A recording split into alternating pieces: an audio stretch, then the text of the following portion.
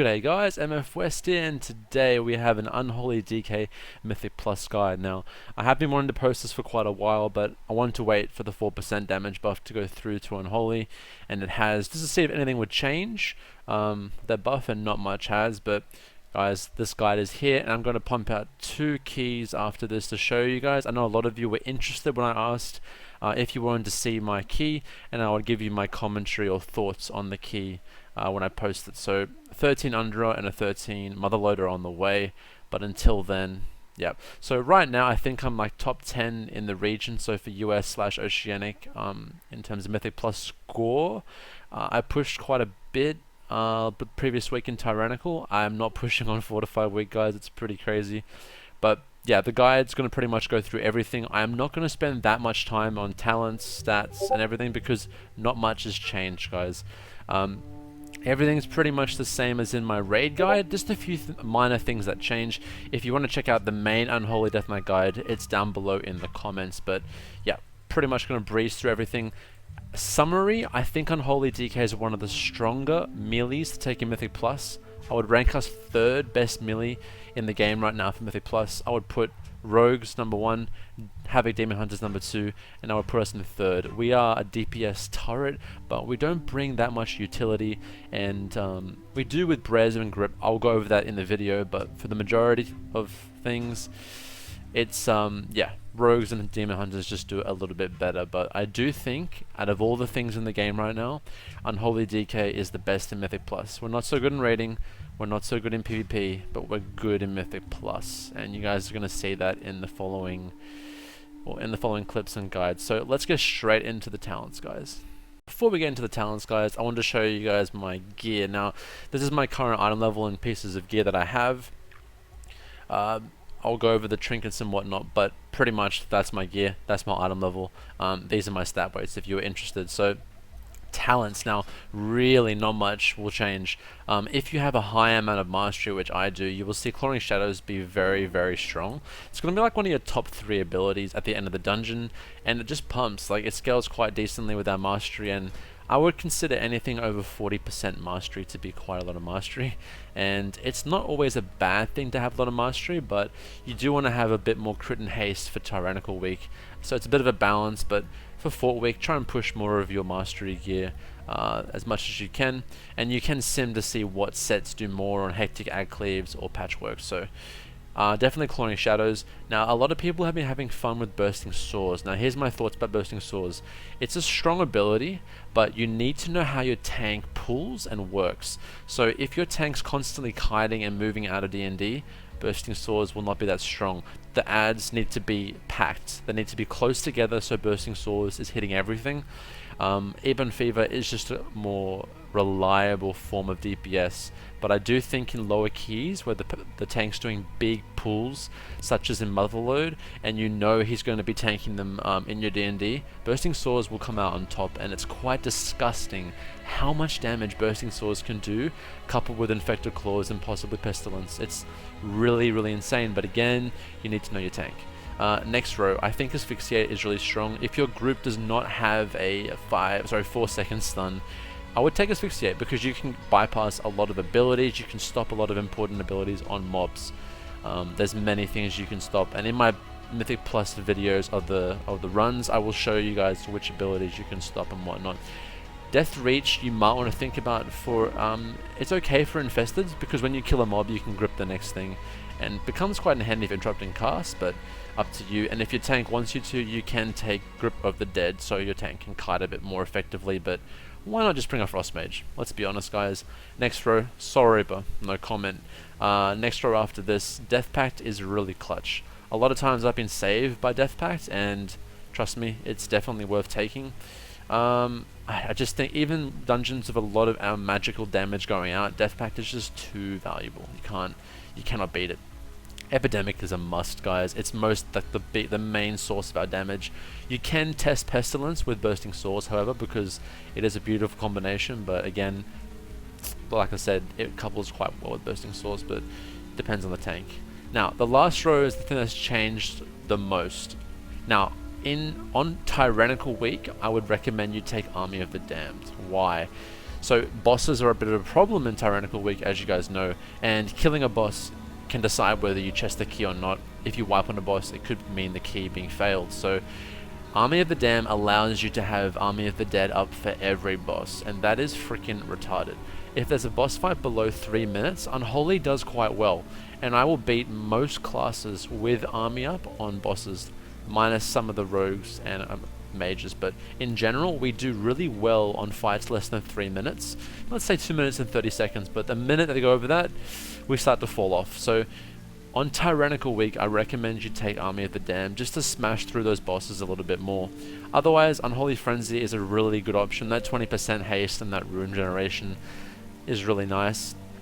Sorry, the wounds on the targets is really nice, and it's got a low cooldown, so yeah, these two are definitely what you would alternate between. So guys, that's going to be the talents. Now let's just get into a few trinkets and Azurite pieces that you want to be trying to aim for. Let's go. Alright, trinkets. So not much really changes for trinkets, guys. I'll be honest, a very good trinket to have that is easily accessible for Unholy is the Dark Moon card Fathoms. I recommend getting it. It should be quite cheap now, this far into the expansion. I would say about 40-50k, hopefully. And that should be something that you pick up, and I've been using for about a month and a half now. It's still the main trinket I use. Otherwise, this is for Hectic Ag Cleave on Blood Mallet, Incessantly Ticking Clock if you can get Titan Forge, or Doom Frenzy and Emblem of Zandalar from the quest mobs and war bosses are very, very strong. Now, yeah, so those are your best options for trinket. AOE trinkets, guys, at the moment, like, trinkets are quite underwhelming, and it's not going to decide a lot of your DPS. To be honest, most of your DPS will come from you executing the AOE rotation correctly and knowing when to time your abilities on mobs and your cooldowns. So yeah, trinkets aren't too crazy. As you can see, most of the trinkets are quite even, but yeah, if you get your lucky and get your hands on a fat clock or any of these other trinkets, then you're quite well off. Same goes for Azurite, guys, to be honest. Raid, like single target patchwork fights for Azurite pieces, pretty much the same for Mythic Plus, guys, I'll be honest. So Titans, the Archive of the Titans and Laser Matrix are very, very strong at the moment. You could run like a very meme kind of last surprise build, but again, you're running Titans and Matrix to be strong on single target as well. The traits turn up pretty big on Tyrannical Week, so that's something you want to be looking at. So yeah, basically Azurite pieces that drop from the raid are very valuable for Mythic Plus, so I hope that you guys are getting more lucky than I am with my Azurite pieces. It's been like 4 weeks and I've gotten like one, and it's been horrible traits, guys, so I hope you guys are doing a lot better than me. And that pretty much sums up Azurite pieces and trinkets, guys. There's not really too much I can tell you. It's not that fancy, and oh, you need to have this many stacking traits and whatnot, but yeah. A pretty safe bet as well that you could run with is Festamite. Festamite's still quite strong for both Tyrannical Week and Teaming Week. Oh, sorry, not Teaming Week, and Fortified Week, so that's another option that you can run with as well. But if you can get your hands on a Titans and Matrix, that would be the best. Next, we're going to go over basically our AOE rotation, which is very important. It's going to decide how fast you kill some very important packs. And just a little message to you guys, the most important thing in Mythic Plus is knowing when to time your CDs. You need to know, okay, I can use my CDs, my 2 and 3 minute CDs on this next pack, and they'll be up for the boss. And you need to just basically, that just comes from experience, from you doing the key quite a few times, learning the pools, knowing which routes your tank's going to take, so your CDs are up for the important packs, and knowing which packs to pop your CDs on. So when I post my Mythic Plus keys, I will go through that and I'll tell you when I'm popping my CDs, so you guys can have a good understanding of what you can do in your keys. But let's get into the AOE rotation, guys.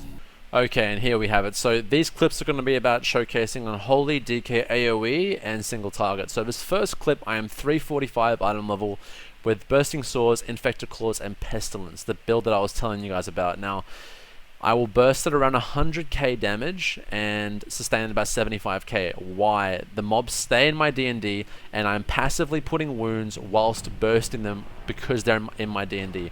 This build's very reliant on your tank keeping them in your D&D, and just you using your D&D very effectively. So this build can be quite difficult to use in dungeons where you need a kite, and the best place you could use this build would be Motherlode.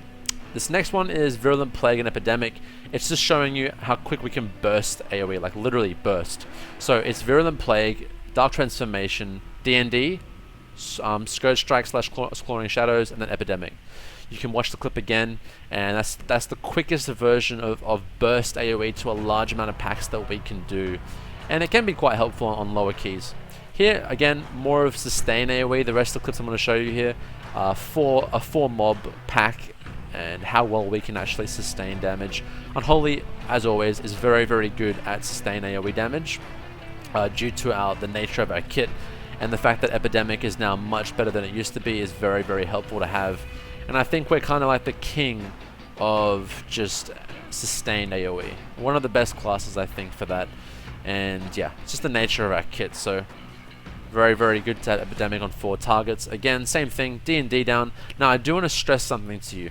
While D&D is down, you need to be spamming the shit out of Clawing Shadows, because it's going to be doing so much damage. You only click 2 things while in D&D. Clawing Shadows, and then using your runic power with Epidemic. You do not touch your other cooldowns or any other abilities inside of it, because using those 2 abilities is going to be your the most maximum DPS efficiency that you could do. Using Dark Transformation in the middle of it, yeah, sure you can, because it is going to be a DPS increase, but whilst your D&D is down, use Clawing Shadows and Epidemic. If D&D finishes, yeah, you can throw in your Unholy Frenzy, and you can throw in your Apocalypse if you're running those talents, or if they're available, but for the most part, don't use anything else besides the things that I said. Now, this is the first pool in Motherlode. We normally lust here, so we have it ready for the first boss, but unfortunately we forget in this clip. But again, I'm just going to spam Clawing Shadows and use Epidemic here. Very, very straightforward. Kick a few things with my Mind Freeze, but yeah. Very strong AoE, guys. The more things that we have to hit, the better, because Epidemic can just spread onto more targets, and not to mention how hard Clawing Shadows does hit with a decent amount of mastery in your D&D. Motherlode, I really do think, is the place for Bursting Swords, especially if your tank's doing fat pools. So, yeah. This is the first pool in Waycrest Manor. Pretty straightforward, but this was the Raging Necrotic week, so it got a little bit tricky, because Raging is just scary, I guess, in general. But yeah, bit of a bad placement of my D&D, but again, same thing. When my D&D is done, I'm doing the exact same thing that I told you guys and using Epidemic. And yeah, that's pretty much it, guys. Like, Unholy's AoE is really straightforward, and I guess managing or knowing when to use your cooldowns is the next thing you have to master in keys, but that relies on your knowledge of the key and the tank's way to pull. So try and stick to one tank, because it can get quite annoying when your tank just randomly pulls different things and you have no idea how to use your different cooldowns. So this is the maggot pool. Again, very, very easy. They're actually staying in my D&D for the most part. And yeah, again, we can do so much AoE with a lot of mobs. I think a Frost Mage, the longer the pool, the better for us, but I think Frost Mage's upfront Frozen Orb burst damage is better than us, but pretty disgusting, guys, what we can do. Now, bosses on Tyrannical. Now, this key is actually a 10 total gore. We're actually carrying a 5th player for gold. But this boss, I think, along with the pig from Waycrest, are our best bosses as Unholy.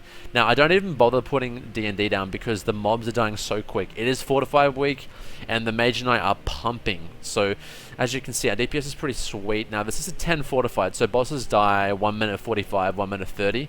The 5th person that we're carrying is not that good. His damage is quite low, so we kind of like, yeah, just ignore him. But this boss is amazing. We can keep up our decent single target damage on the boss whilst being able to deal with the drones. Now that is just efficient, so it's a boss that we are good at nonetheless.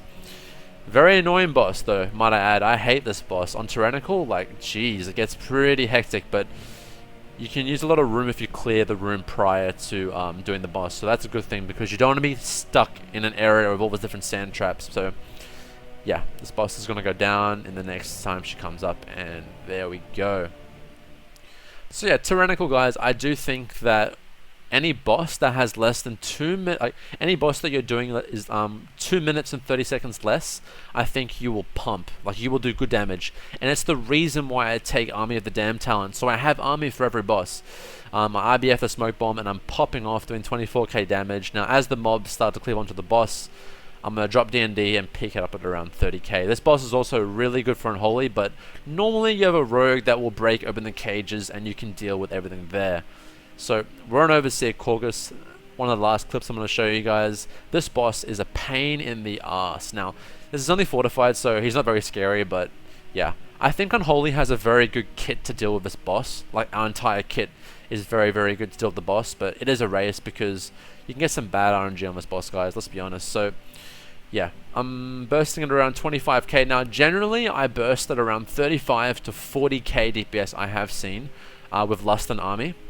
I will sustain at around 13 to 15k on a 2 minute to 2 minute 30 second boss fight, depending on mechanics and if there are ads. But generally, yeah, 13 to 14k I'd be happy with, even 15k sometimes on bosses. Like in this next clip, last clip I'm going to show you guys, this is a massive race. If you guys haven't done this boss yet, Underdrop first boss, the more ads that she spawns, the higher chance you have of wiping, because those blood bolts do so much damage. Other than that, you're just dodging mechanics, and it's very, very, very easy. But yeah, we pumped this boss. This is really good. And I think I was around 372 item level in this clip. So yeah, damage is really good. I end up beating the Broomkin and the Frost Mage. So yeah, guys, as long as we have Army of the Dead, then we will do good on fights that are less than 3 minutes. Over 3 minutes, it gets pretty bad because, you know, Unholy just doesn't do well on long fights. So, guys, that's pretty much going to be all the clips. I hope I gave you guys an insight as to how Unholy plays in keys. Let's wrap up the video. Let's go. And there you have it. That is going to be my Unholy DK Mythic Plus guide for patch 8.0.1. If things change in 8.1, I will make a video correcting them, but I wanted to show you guys my Raider.io page. If you ever want to see like what talents, what gear I was running for different keys, you can find it all here. What kind of group that I run with. Right now I'm running with the US group. It is quite annoying to have bad ping, but it is tough to find people to play with on Oceanic that are on when I'm on. My times are a little bit weird, but these are my keys that I've done. I will be posting my keys. I will try and record all my keys that I do, and I'll post them. If you have any like recommendations or questions to ask about, actually let's go first about the recommendations. If you have anything to recommend to me that you would like to see in my Mythic Plus videos that I upload about the keys, let me know. Like if I could fast forward it, or just to give you guys my commentary. If you don't want to see any commentary, just let me know. And overall, I think Unholy is in an okay spot for Mythic Plus. We do struggle a little bit on Tyrannical, but I think for Fortified, we are very, very strong to have. One of the best melee DPS for AOE, and we can change our talents up to have Army of the Dead for every boss, which is pretty valuable, I think. And in general, I think we're in a good spot for Mythic Plus. So I think things can only get better for us, things will not get worse. So let's see how things panned out. Thank you so much for watching the video, guys. Follow me on social media at MFWest WoW on Facebook and Twitter. And thank you very much for watching, guys. Have a good one and stay unholy. Peace.